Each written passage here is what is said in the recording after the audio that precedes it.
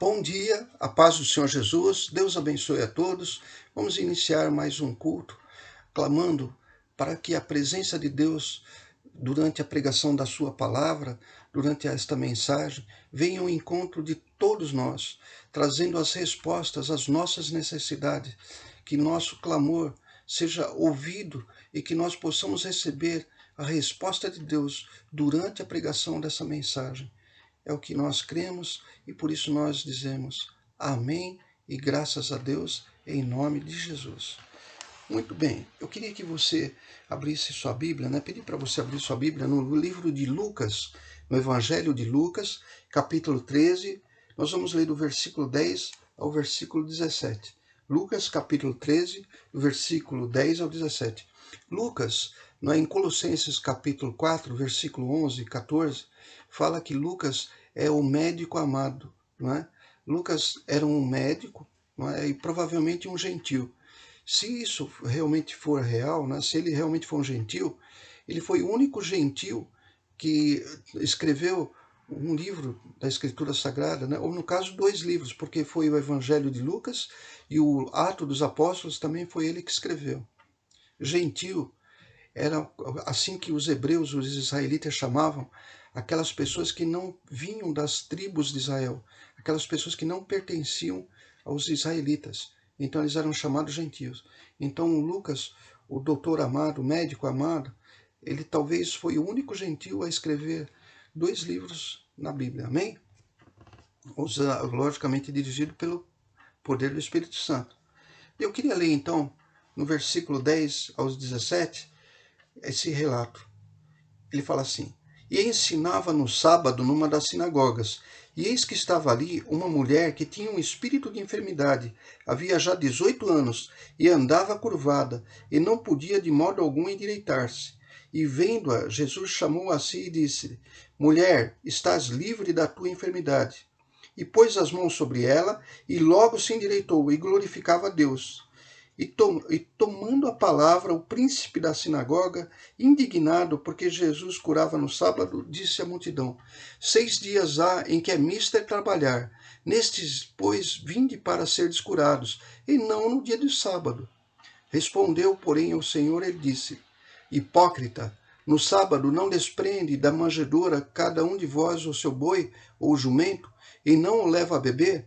E não convinha soltar desta prisão no dia de sábado esta filha de Abraão, a qual há 18 anos Satanás tinha presa?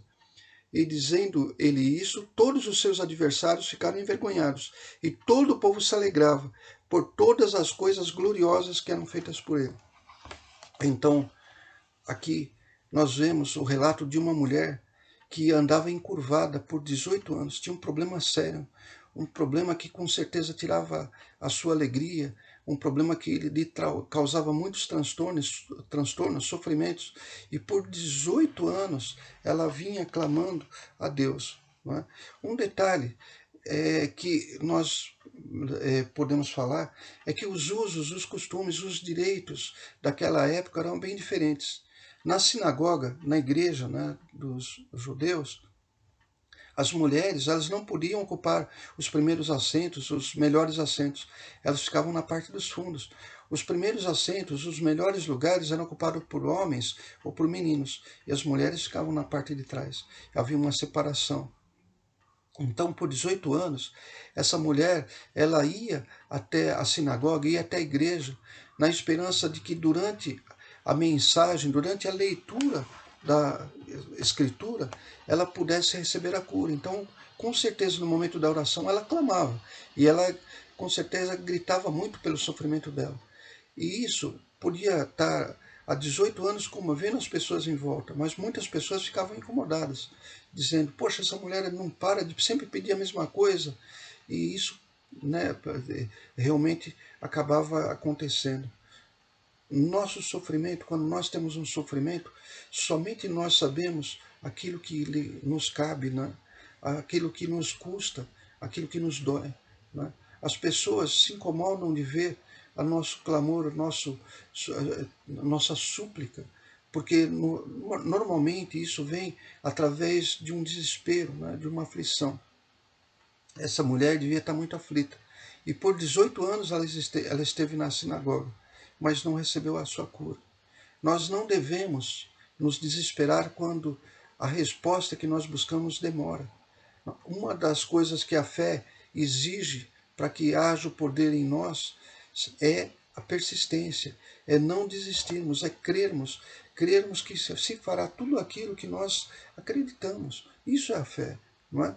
E essa mulher, ela tinha essa fé, ela buscava a cura incessantemente. E durante 18 anos ela sofreu, talvez foi até humilhada.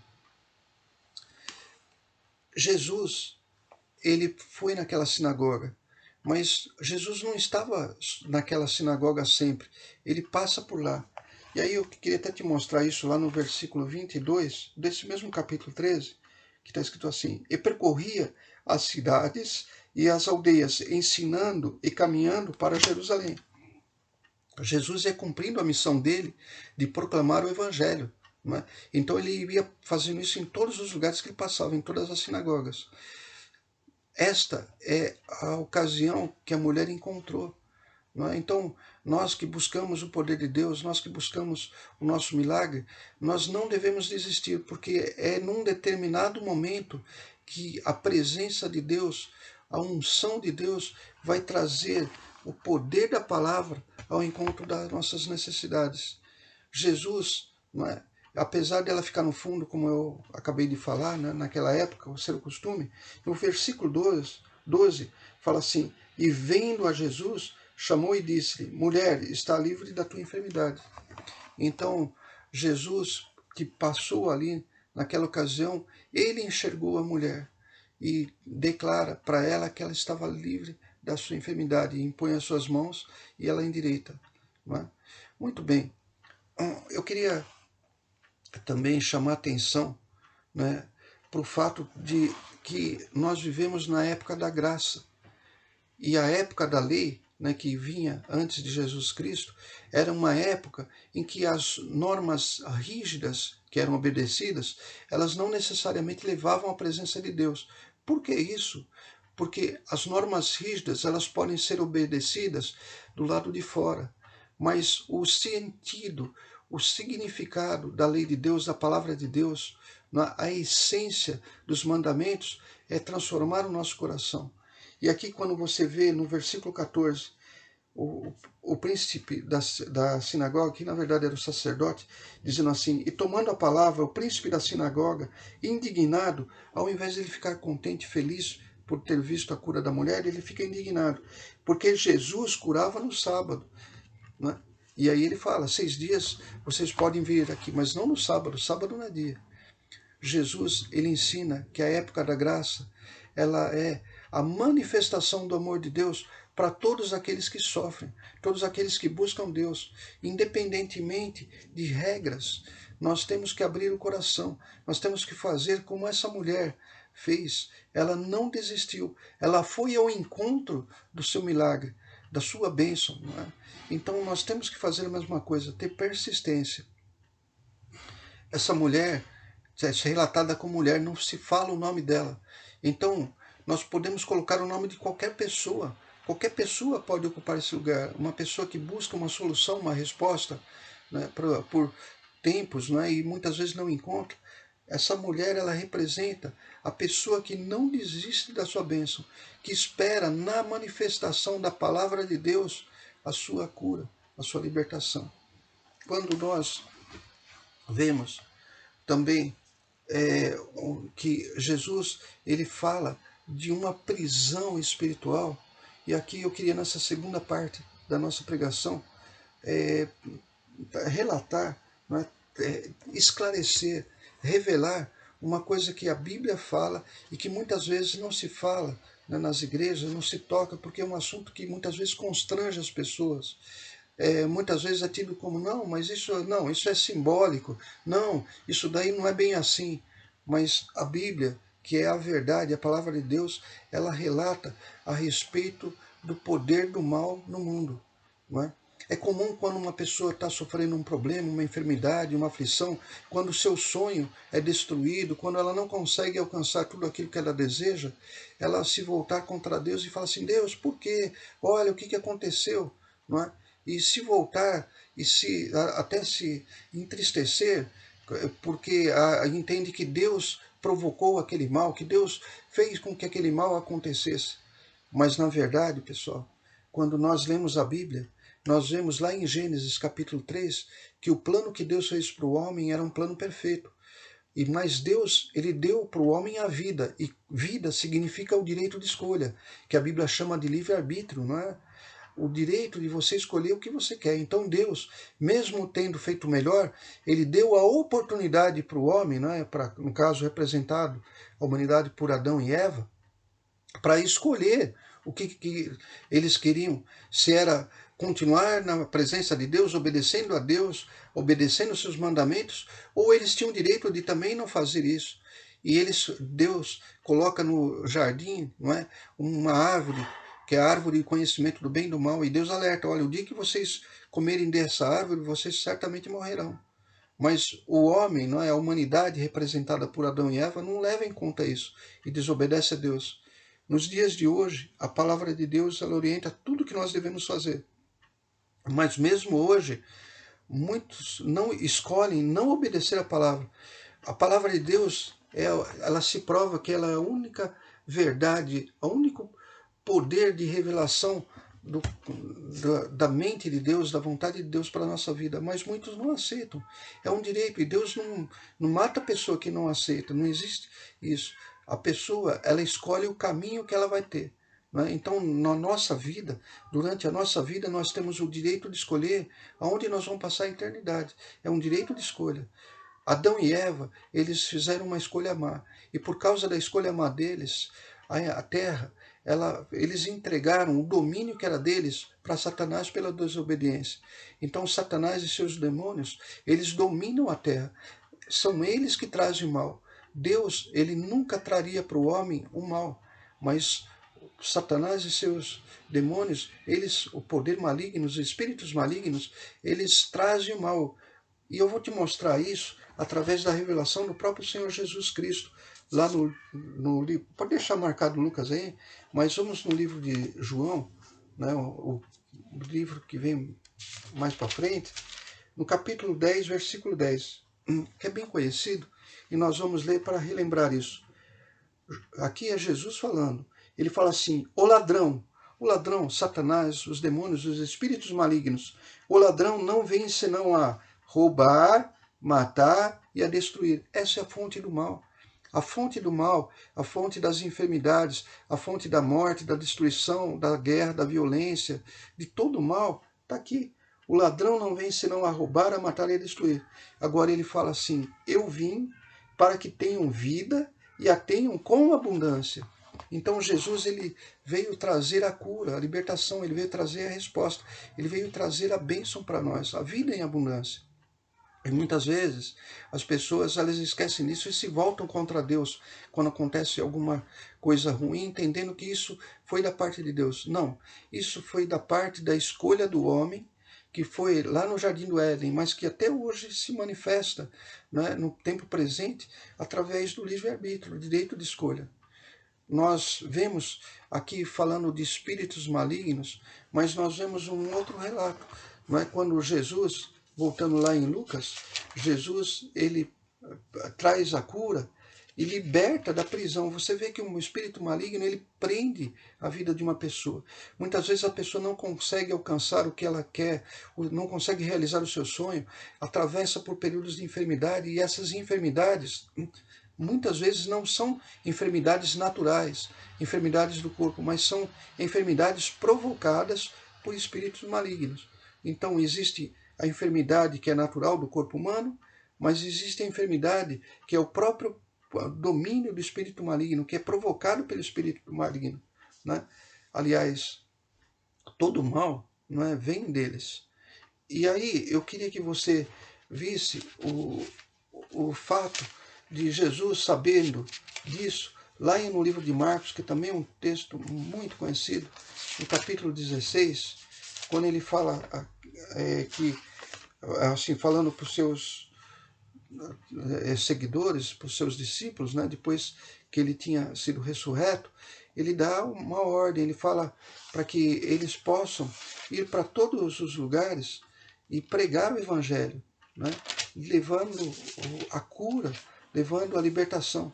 E lá em Marcos capítulo 16, versículo 16, ele fala assim: quem crer e for batizado será salvo. Veja isso, quem crer, quem escolher crer será salvo, mas quem escolher não crer será condenado, continuará condenado. E no versículo 17, e estes sinais seguirão aos que crerem, em meu nome expulsarão os demônios.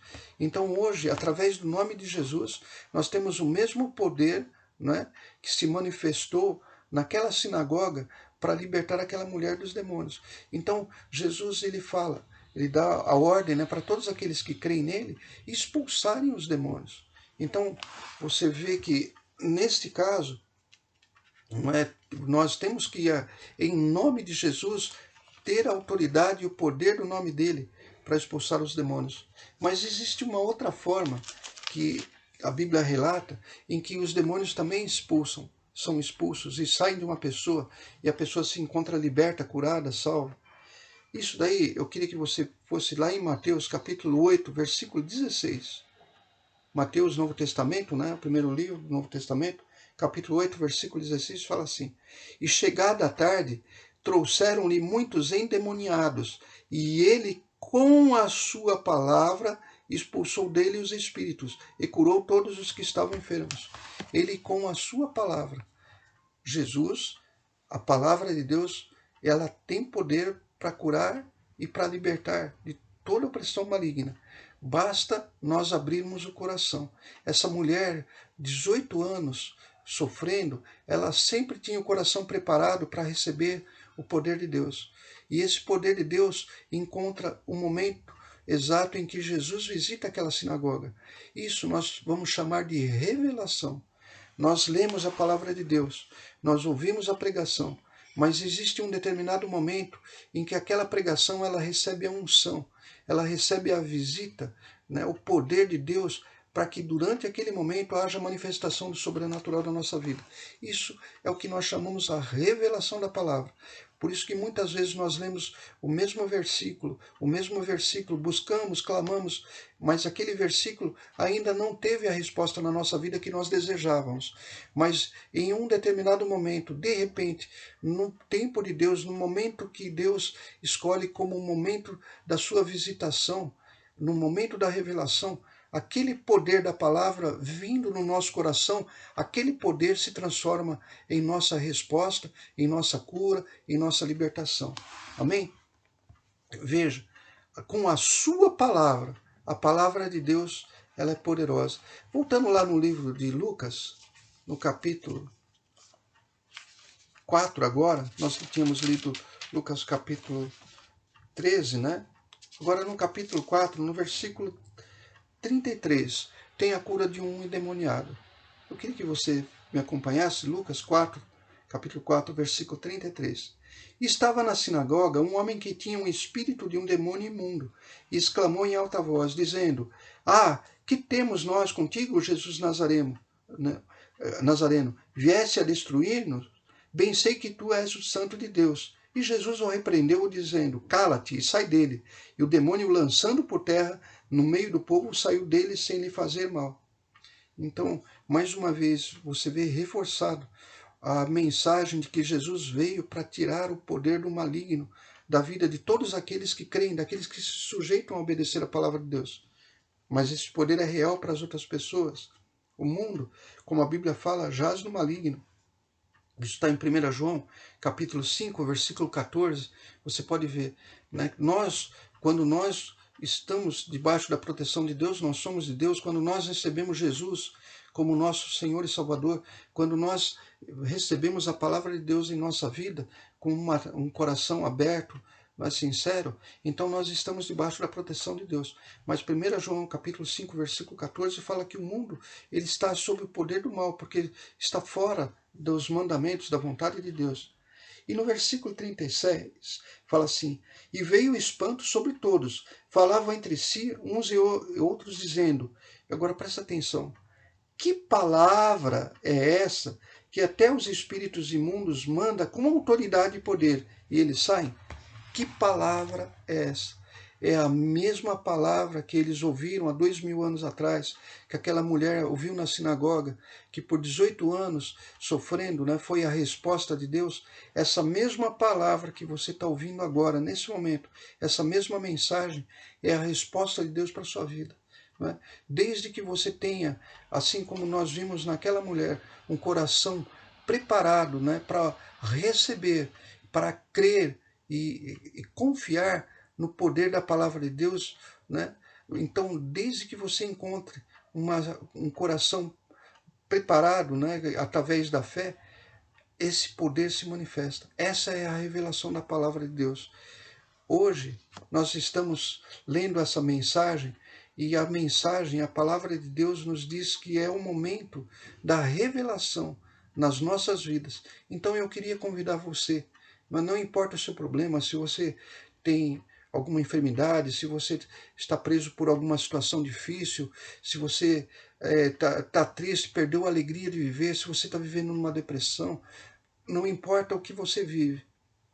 Hoje você vai receber a certeza de que Jesus veio para nos dar vida e vida em abundância. Não é? E mesmo as pessoas que partem, né, da nossa família, essas pessoas encontrarão vida e vida em abundância na eternidade. Não é? Porque o melhor para todos nós, Jesus veio trazer. Jesus veio trazer a salvação. Então, nesse momento, eu quero que você receba essa palavra como uma revelação do poder de Deus para a sua vida. Que essa palavra venha e você creia de todo o seu coração que ela veio ao encontro do seu clamor nesse momento. Assim como aquela mulher por 18 anos esperou a revelação, esperou que Jesus, que Deus, através da presença de Jesus Cristo, viesse, que a visse e viesse ao encontro das suas necessidades, que esse seja o momento do teu encontro com Deus. Então eu queria pedir para você baixar sua cabeça, fechar os seus olhos. Senhor Deus e Pai, em nome de Jesus, nós te agradecemos pelo poder da tua palavra, meu Pai, pela revelação da tua palavra. E que neste momento, meu Pai, todas as vidas que estiverem clamando com seu coração puro, meu Pai, com seu coração aberto, crendo no teu poder, meu Pai, com fé, que todas as pessoas que estiverem ouvindo essa mensagem e aonde essa mensagem chegar, que haja a revelação da tua palavra, que haja a manifestação do teu poder e autoridade na vida de todos, meu Pai. É o que nós te pedimos e te agradecemos. E você que crê, receba em nome de Jesus Cristo e diga graças a Deus. Amém? Muito bem. Eu queria convidar você para no próximo domingo, no próxima quarta-feira, né, às 20 horas, nós vamos ter o nosso grupo familiar, né? Antes do domingo que vem, nós vamos ter no meio da semana, quarta-feira, que é o dia que nós temos o grupo familiar e nós estamos estudando o livro de Apocalipse. Né? Lembrando que, mais uma vez, que o livro de Apocalipse é o único livro da Bíblia que promete uma bênção para todos aqueles que lerem, que ouvirem, né, a pregação e que guardarem o seu mandamento. Então, eu queria que você, se puder, participe, né, desse grupo, que de uma forma muito simples, né, nós estamos falando de uma forma muito simples, nós vamos trazer o conhecimento do livro do Apocalipse. Amém? Deus abençoe a todos, um bom domingo e até quarta-feira, às 20 horas, em nome de Jesus.